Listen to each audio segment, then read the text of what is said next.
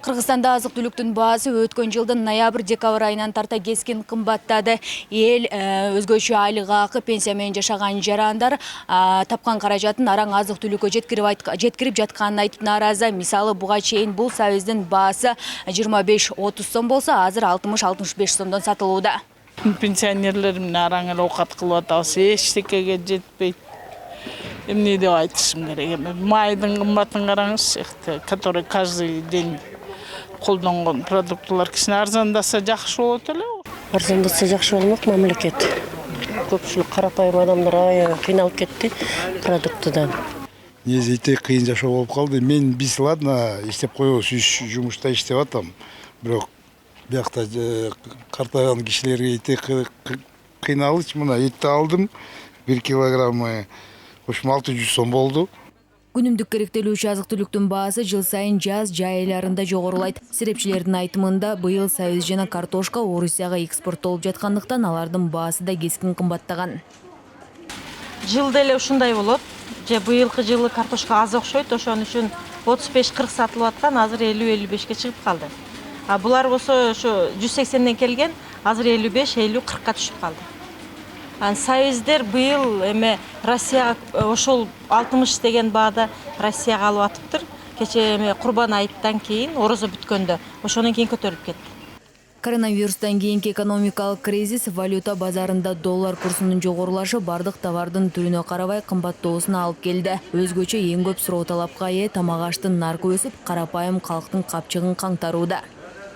Улуттук статистика комитети өлкөнүн 18 калктуу конушу боюнча анализ жүргүзүп, 2021 жылдын май айында кызылчанын орточо баасы 60 сомдон ашып, өткөн жылдын май айына салыштырмалуу 2 эсеге өскөнүн аныктады. Былтыр 1 килограмм кызылча 28 сомдон сатылган, азыркы малда сабиздин 1 килограммга орточо баасы 45 сомдон ашык. Айрым шаарларда 60 сомго чейин жетти. Ал эми Токтогул районунда кызылча 100 сомго чыкты. 2020 жылдан бери азык-түлүк, курулуш материалдары бир нече эсе кымбаттаганы белгилүү болду.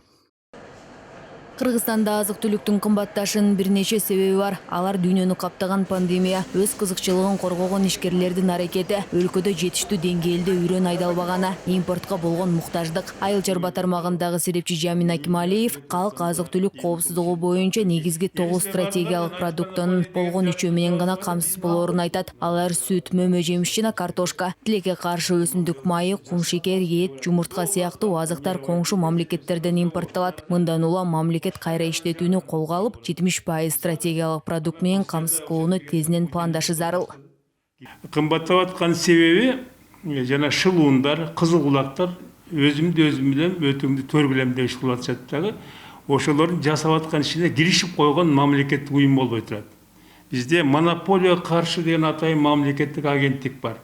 Өкмөт турат. Ошондо жазылган, эгерде баалар туруктуу 30%га чейин көбөйсө, мамлекет ыраттап ошо киришет да баасын бир баага коюп коет дагы, анан алардын маселесин чечип берет деген. Мен таң калган эмне үчүн ушул убакка чейин мына кээ бир азыктарга 2 эсе, 1,5 эсеге көбөйүп кетти. Биздин өкмөттүн жанакы агенттиги, өкмөт ушуга киришип, ошолорго тыюу салбайт. Керек болсо жасага тартса болот, башка өкмөт ушундай. Буга чейин министрлер кабинетинин төрагасы Улукбек Марипов күн карама майы менен кумшекерге болгон баага убактылуу мамлекеттик жөнгө салуу киргизген. Аны ишке ашыруу монополияга каршы жөнгө салуу мамлекеттик агенттигине тапшырылган. Мекемеден билдиргендей, азыркы малда бул эки товар туруктуу баада сатылууда. Ал эми картошка, сабиз жана мөмө жемиштер жыл сайын сезондук факторго жараша кымбаттайт жана алардын баасы базар наркына жараша коюлат. Цены на такие социально значимые товары Социалдык мааниге ээ товарлардын баасы мамлекет тарабынан көзөмөлдөнбөйт. Сабиз, картошка сыяктуу азыктар коңшу мамлекеттеги товарлар менен атаандаш. Алардын баасы базардагы суроо талап, муктаждыкка жараша болот. Сабиздин наркы базарда жетишсиз же аба ырайына байланыштуу болсо кымбаттайт. Азыр жаңы түшүм быша элек болгондуктан баардык коңшу мамлекеттерде бул азыктардын баасы кымбаттоодо. Сабиздин баасы бир эле Кыргызстанда эмес, коңшу Тажикстанда 5 эсе, эң көп өсүмдүк өстүргөн Өзбекстанда 2 эсе кымбаттаган. Ошондой эле Орусияда да жазгы талаа иштери 2 жума кеч башталгандыктан сабиз жетишсиз болуп, наркы өскөн. Айтолкун Анапияева, Адлет Машспеков, 5 канал.